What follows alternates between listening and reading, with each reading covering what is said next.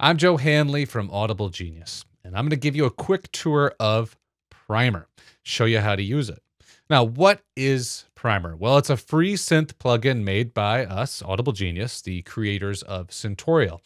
You can get it for free at syntorial.com/primer. It's a professional quality synth, but it's a simple synth. It has way less parameters that you would find on a advanced synth like, say, Vital or Serum, which makes it good for a couple things. One, it's a great starter synth if you're kind of new to synthesis and you're a bit overwhelmed by those more advanced synths. All these parameters are the most common and essential ones that you'll see on most synths. So you can learn on here and then jump off to the more advanced ones afterwards. But even if you're used to using advanced synths, like I am, I love using Primer because of its simplicity. Sometimes I just want to have less options in front of me. It's kind of refreshing.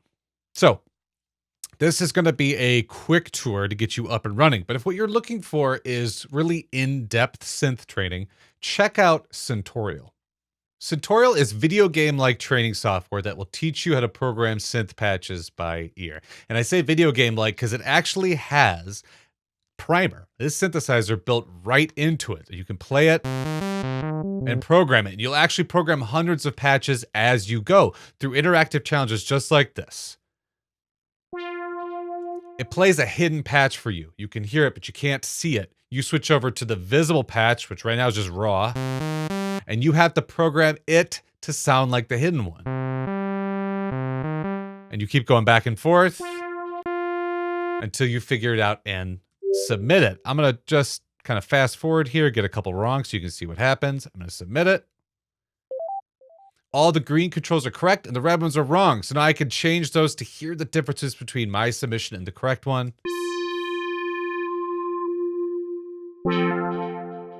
And that's how you learn. It's all about training the ears. You can make the patches that you hear. Now, if you're looking at this and you're thinking, this is way too hard, I couldn't do this. Keep in mind, this is the final challenge. This is the very end. Let's go all the way back to the beginning. You go through so many lessons to get here. And let's look at the first one. Welcome to Syntorial. So every lesson has a video in which I teach you what a control does. And then you go in and you do those ear training challenges. But in this first lesson, all it is just one control. That's it. So check this out. For this hidden patch, all I have to do is select the correct waveform. Literally anyone can do this. And then you do a few of those patches and move on to the next lesson. Pulse width. Another video, and now we just have two. We've only added one additional control. So now I'm recreating the hidden patch using just two controls. And with each lesson, we add one at a time. You master each one before going on to the next. Let's just jump ahead, say like 20 lessons. Group 3. And now you're doing a patch like this. It never really feels overwhelming because it's so gradual, one thing at a time. And these are the most common essential synth parameters that you see on almost any synth, which means you can take what you learn here and apply it to almost any synth. We have videos along that way to help you translate it to other synths. And we have some optional lesson packs for specific synths like Serum, Massive, Silent One to help with that transition. But again, the way we teach it to you, you can apply to almost any synth. Finally, one last thing, then we'll get back to Primer. Remakes. Let's launch that. Here we have famous sounds from famous songs that you will recreate in that same hidden patch challenge. And I mean, just look through this. It spans multiple decades, genres, patch type, you name it. This is a lot of fun remaking these sounds that you recognize, but also it's just super educational to hear behind the scenes and see how those things were made. The remakes is free. You can download the Syntorial app and get all of these remakes for free. And for the essentials, our actual course, you get the first 4 levels worth, about 22 lessons, all for free. So you can really try this out to see if it's right for you, though I promise you it is. All right, back to Primer. Now, before I go into all of these controls, let's talk about what presets come with Primer. Go down to this drop down. And first off, you have factory presets, a bunch of patches that I made. Check those out. Then you have Spider Ice Midas. He made a bunch of wonderful patches as well. Check those out. And then if you, of course, want to make your own patches, you can save them at any time. Save them here, and then it'll show up in user presets. Now, you may see some other folders like favorites on your own, or maybe something for a specific synth like the Serum Lesson Pack. These are related to Syntorial. And if you do try out Syntorial, we'll explain what those are all about. But basically, you'll be tasked with recreating primer patches in other synths.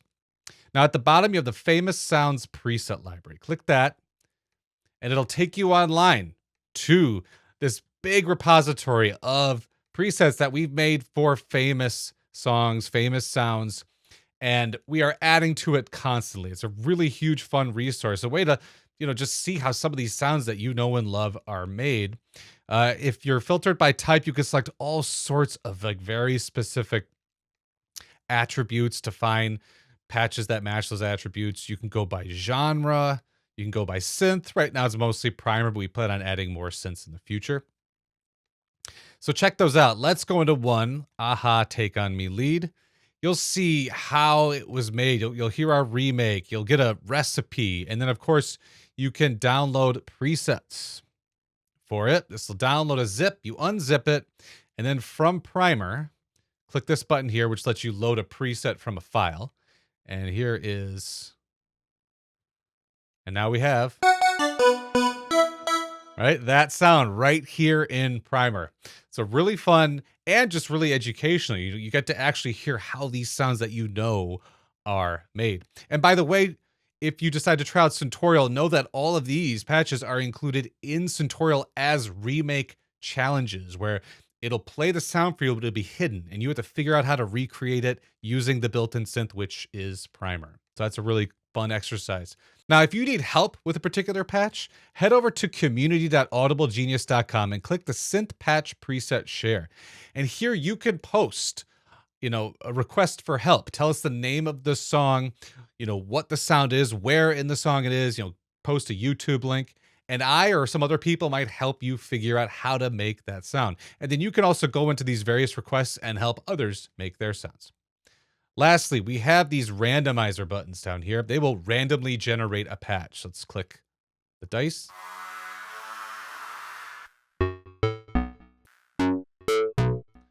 Now you got two randomizer buttons here, and the 6-dotted dice allows for more internal options because there's an algorithm inside this randomizer that tries to give you playable patches when it randomizes the controls. And with the 6-dotted dice, the algorithm allows for more. So sometimes you might get a patch that's kind of weird. So it's a pretty fun option. The 3-dotted dice is a bit more conservative, and what it'll give you is more reliably playable patches.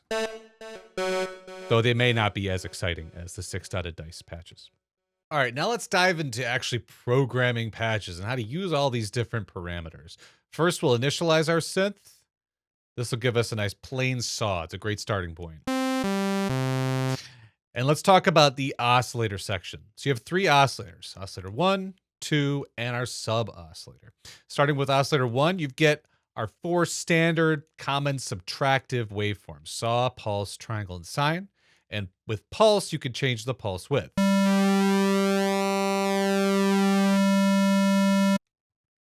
Oscillator 2 has the same waveforms with pulse width.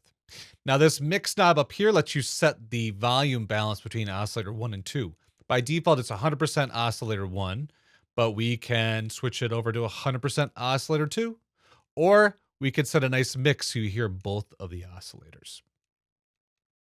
Now we can change the pitch of our oscillators, and first we'll look at these fine knobs. These fine knobs change the pitch just a very small amount. Listen. And this is useful for doing what we call in Syntorial doubling and detuning. So I'm going to take mix, set it to 50-50. And right now, you don't hear anything, but listen what happens when I move these fine knobs.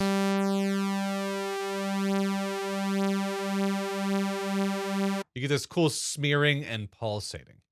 Another way we can change pitch is here in oscillator 2, we can move it up by semitones, which is like moving it up one pitch at a time.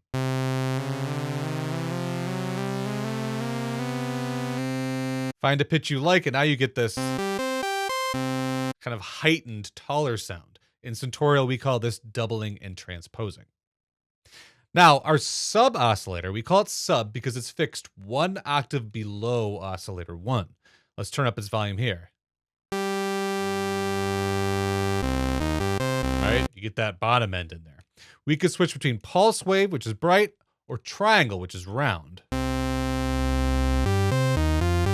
That very round low end there. We can also add noise, which is just kind of a washy sound.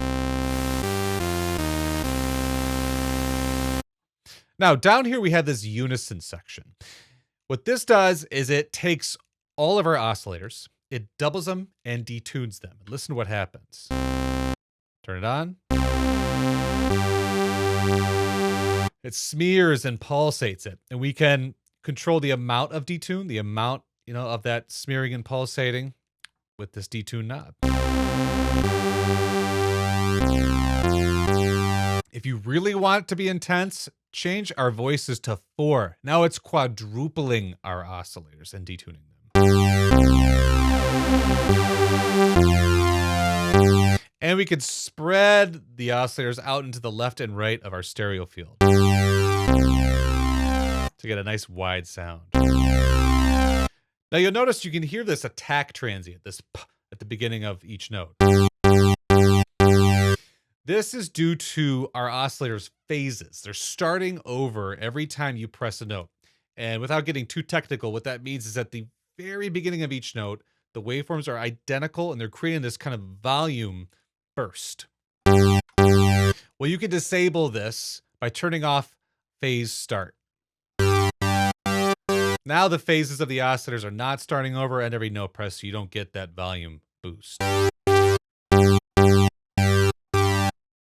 All right, so let's look at the final 3 parameters here in the oscillator section. Oscillator sync, ring mod, and FM, frequency modulation. These are all examples of ways in which the oscillators can kind of modulate each other, can control each other, and create interesting timbres, interesting tones to play around with. Let's start with oscillator sync. I'm going to turn this on, and by default, don't really hear anything different. So first off, you'll see that this label appeared, sync, next to oscillator 2. It's telling you to set this knob over to oscillator 2. It's the one that's going to be affected by this oscillator sync. Again, still don't hear anything, but when you start to pitch up oscillator 2 semi, you hear this cool grinding sound. And later I'll show you how you can modulate this to really get this classic sync sound. Another option is ring mod. And again, ring shows up next to 2, so you want to make sure oscillator mix is set to 2. And you could use any oscillator waveform combination. I'm going to go with 2 pulses. Now listen here.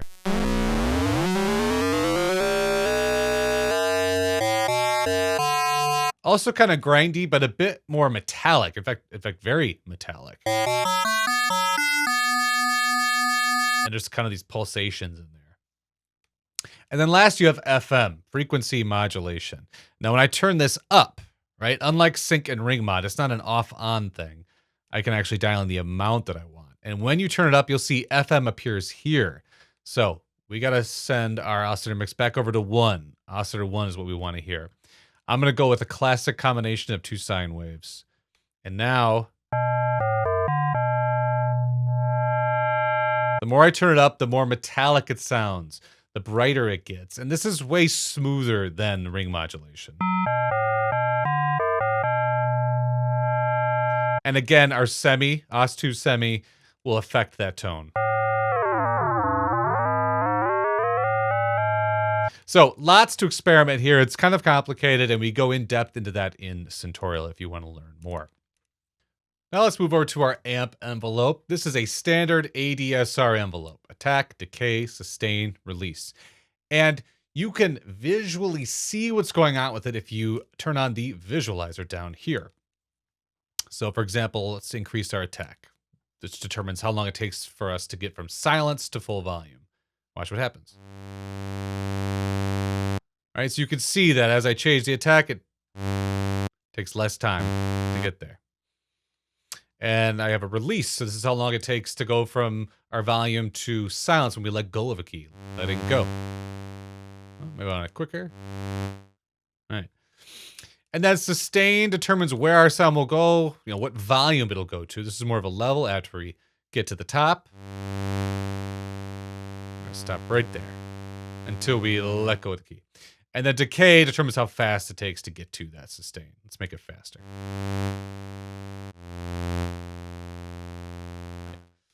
Standard ADSR envelope. All right, let's look at the filter section. So we have a low pass filter by default, which means our cutoff knob is going to control the brightness of our sound. Turn it down, it gets darker and rounder. And then take it back up, brighter and edgier. We can see this in action in the visualizer. Select filter. We have a resonance knob. Turn that up to add a peak right at the cutoff. You really hear that difference. Now we have an envelope here in the filter section. It's dedicated to modulating the cutoff knob. It's ADSR, just like the amp envelope, but instead of modulating volume, it's going to modulate the brightness from our filter. So let's switch over to filter envelope. To activate it, you want to bring up our envelope amount and make sure the cutoff knob is turned down, at least not at max setting. We want it down somewhat. And so you can see what's going on, I'll increase our attack and watch. It's bringing our cutoff up. You can see it starts at cutoff and goes up by an amount determined by the envelope knob. One common thing to do, there's so many things you can do, and we cover a lot of them in Syntorial, but here's one common thing. Bring our sustain and our attack down and create a very quick decay. So now our cutoff will instantly jump up here and come down pretty quick. And listen. It creates what's known as an attack transient. Lots of options here. And, a lot of our Syntorial users tell us that, they find filter envelope to be one of the trickier things to learn. So in Syntorial, we spend a significant amount of time on this so you can really understand how it works and how to use it to make the sounds you want. Now let's look at key tracking. Disable our envelope. Switch over to filter. So by default, when I play notes from low range up to high range, our cutoff doesn't change. Why would it? The two have nothing to do with each other, right? But sometimes if you're playing a patch and the notes you're playing are across a wide range, like say an octave, 2 octaves, 3 octaves, you may find that you like the brightness of, say, maybe the lower notes, but not so much the higher notes. If you come across that problem, key tracking can help you. So if I turn this up, watch what happens. If I play a low note, our cutoff goes down. Play a high note and it jumps up. So it's trying to now adjust itself depending on what range you're playing in. So this is just one of those sort of as needed parameters. If you find you're having kind of an uneven brightness across a wide ranging performance, try adjusting the key tracking to see if it gives you what you need. Lastly, we have a couple more filter types. High pass is the opposite of low pass. It cuts off our lows, lets our highs pass through. So watch. This is great if you want a small and bright sound. And then band pass cuts off everything above and below our cutoff, creating a band of sound that passes through. So now listen. So this also gives us a small sound, but it also lets us control the brightness. And resonance will control how narrow that band is. Now let's move over to our mod envelope. Here we have a bit of a simpler envelope. We have attack, just like with the other ones.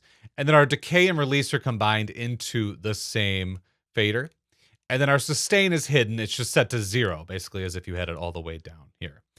And you get to choose what this is going to modulate. For example, let's set it to pitch. Let's turn on our visualizer. Here we have the mod envelope. Let's give ourselves attack and decay and listen to what happens. All right, so it takes our pitch up for the attack and back down for decay. You can do a classic Hoover this way. Just make the attack a little quicker. Let's bring in some unison. All right. And you can change the amount, of course, if you want the pitch to go even higher. Or make it more subtle, just a little bit of a pitch move.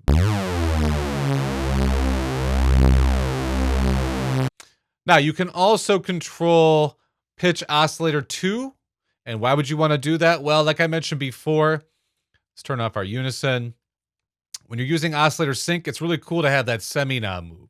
Well, we can use our mod envelope to move oscillator two's pitch instead. So let's turn on sync, oscillator 2. Now listen. Oh, let's go a little slower so you can really hear it and turn up the amount. That's that classic sync sound. And then you can also modulate the FM amount if you want to change the amount of that brightness and metallicness with an FM patch. Now let's move over to our voices section. By default, we are in mono mode, which means you can only play one note at a time. Switch to poly, and now you can play multiple notes. And the number of voices determines the number of notes. So I'll go all the way up to 6 to play a big chord. Let's go back to mono and look at our portamento. This can make the pitch bend from note to note. So when it's set to 0, nothing's happening. But let's turn it all the way up, and now listen. I'll play a note, and I'll play another note, and the pitch bent from the first note to the second note. And if I want to make it faster, let's just make it faster. This is probably the most common use, just like a pretty fast one to give like a lead some attitude. Now there's also this other voice mode, legato. Like mono, it's also just one note at a time.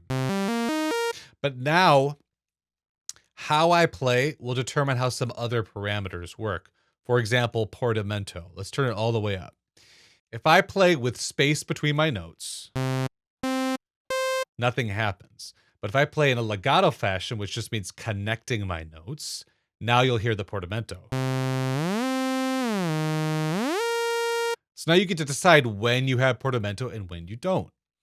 This will also apply to envelopes. So let's turn on our visualizer for our amp envelope. Let's make a really long decay.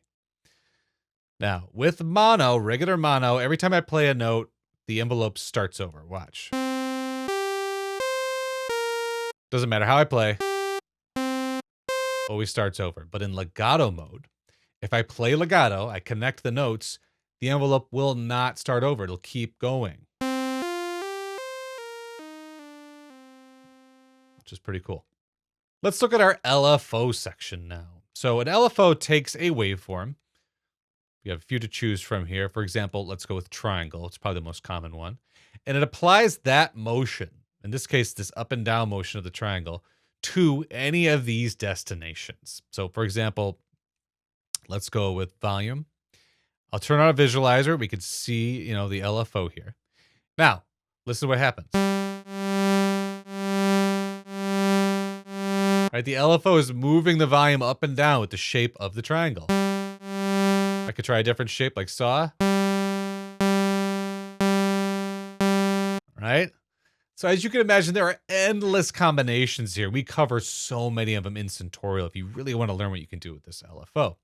The amount determines obviously the amount, so we can kind of make it more subtle.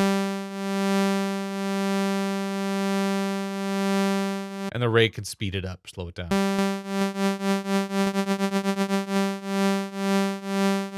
Now, a couple more buttons here. We got the trigger. Trigger, when on, which is default, will start the LFO cycle over every time you play a note. Watch. Turn it off, though, and now it just keeps going and it ignores when I'm playing notes.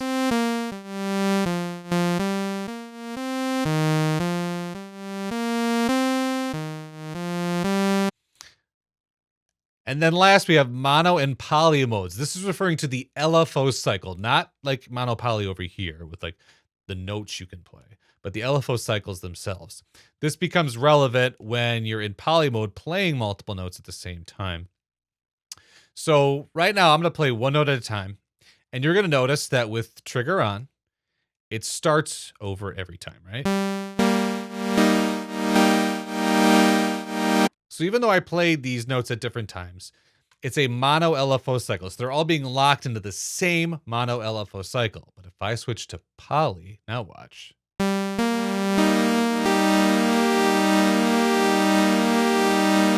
So when you're using the LFO, ask yourself, do you want all the notes to be lined up with the LFO, or do you want them to be different? Now let's take a look at the performance section of Primer. This is where we can determine how our performance, right, the way we move our mod wheel, our velocity, which is how hard or light we press keys, and our pitch wheel, how those things are going to affect Primer. Let's start with mod wheel. First, we decide what part of primer the mod will affect. Cutoff is probably the most common. So I'll select cutoff, and let me show you the filter to help understand. First, we set our cutoff to where we want it to be when our mod wheel is all the way down, right? And then we use our mod wheel destination range to determine where we want that cutoff to be when the wheel is all the way up. So for example, if I set it here, I'm going to move the mod wheel up, and here's what we get. Let's say I don't want it to go as bright at the top of the mod wheel. So now that's the top of my mod wheel. So bottom, top. All right, so our cutoff, our destination determines the bottom of our mod wheel. The mod wheel amount determines the top of the mod wheel.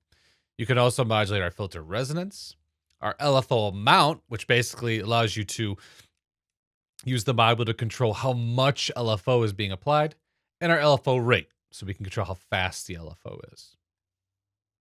Next up, velocity destination. So again, velocity is how hard or light we press a key. The most common by far is to modulate volume with that. So I'm going to turn our range all the way up. And now, let's make our sound a little brighter.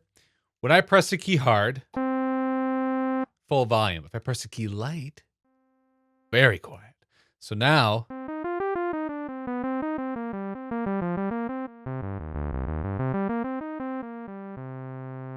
and that's a great way to get a human quality into it. You know, every time I press the key with my finger, it's never going to be quite the same as the other finger.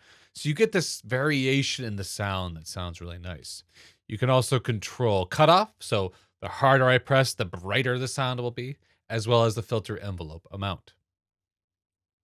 Lastly, our pitch bend range. So when we push our pitch wheel up, by default, it'll move our pitch up 2 semitones. And when we push it down, it'll move it down 2 semitones. But of course, we could change that. Let's do 12 semitones, a full octave. All right, finally, let's move on to the effects section in Primer. Starting with distortion. This distorts your sound, right? It makes it overdriven, it makes it gritty. The more we turn it up, the more distorted it becomes. I really recommend you experiment with how distortion and the filter interact. It's so important that sometimes you'll see distortions that have a filter built into them. So for example, if I turn a cutoff down and then distort it, listen. It's kind of like a warmer, you know, it's not as like nasty. Gets nasty if I turn it all the way up, of course. So experiment with different distortion settings and different cutoffs, resonance, and different filter types, and just listen to how they interact in different ways. Phaser. To activate this, we're going to turn our mix knob up. The mix determines the balance between our dry sound, which is the non-phasered sound, and the wet sound, which is the phasered sound. I'm going to go 100% so you can really hear the phaser. Oh, let's turn up our cutoff. It sort of sounds like a filter cutoff moving up and down. Very trippy sounding. And the feedback determines how sharp, how resonant that, you know, up and down peak sounds. Listen. We can kind of flatten it out. And then if we don't want so much phaser, if we just want it to be like a layer in the sound, we'll back off on the mix. Get more of our dry sound in there. Next, chorus is sort of like a detune, double detune sort of sound, but it's nice and soft and it's wide. And for this, to really get a nice chorus sound, I recommend 50-50 for wet. Sounds particularly nice with chords, and you can speed up the pulsations with the rate knob. Next, our delay creates echoes. So our mix knob determines the balance between our just regular sound and the echoes. So let's say usually you want the mix like under 50-50 so that your dry sounds louder than the echoes. All right? Time makes it go faster. And then feedback determines the number of delays, right? So if I turn this up, it's going to go on for longer. Turn it down for shorter. All the way down just gives you one echo. And then lastly, spread. You know, right now you're hearing the delays right in the center. But if I turn it to noon, you're going to hear them on the outside. Let's turn up feedback so you can hear a lot of them. Hear that? Nice spread. And if I go even further with this, you'll hear them kind of playing at different times. They're sort of bouncing back and forth. Lastly, reverb. You know, this is putting our sound in a room.